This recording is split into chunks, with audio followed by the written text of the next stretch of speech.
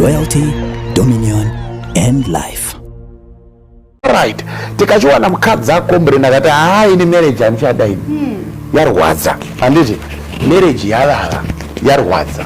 Mukadzi akomborena. Handiti mubvunzo wedu unotanga kuuya kubvunza kuti nai mama chaipa chii imarriage kana kuti vanhu vari mumarriage. Ndo mubvunzo mukuru iwoyo. Ndo mubvunzo mukuru. Weshe munhu anogarisa pasi vanodanana kana vaviri vanodanana vatadza kuwirirana kana moda kutsvaga solution kuti dambudziko mukati memarriage, zvibvunzei mubvunzo uyu kuti patatadza kuwirirana imarriage yaipa here kana kuti tisu hedu vanhu taipa. Zvibatika zvacho. Saka ndo pandiri kuti inini unopinda marriage usina kusatisfy maconditions emarriage. That's number one. Number two, opinda marriage usina information about marriage. And number three, opinda marriage usingade muridzi wayo marriage yacho. Because wese asingade mwari ari kutsvaga marriage. Mwari haadi kumunamata but marriage anoida. Uri kutsvaga marriage usinganamata.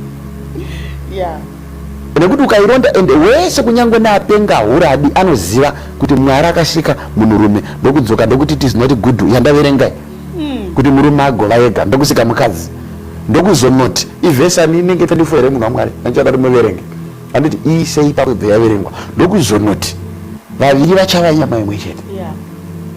Ari kudaro haasi satani, ari kudaro haasi mufundisi, ari kudaro haasi jaji wemukota, haasi lawyer, ndimwari. But unopinda usina information ekuziva kuti chauri kupindira ichi kune musiki wenyika akagadza chinhu ichi but haunei naye. Wavamo futi zvaramba utsvage musiki unotsvaga lawyer. Totsvaga makoti baba. Handi kuzona zvangara para.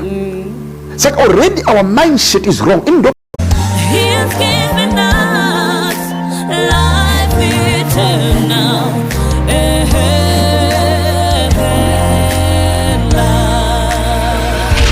Heaven life, royalty, dominion and life.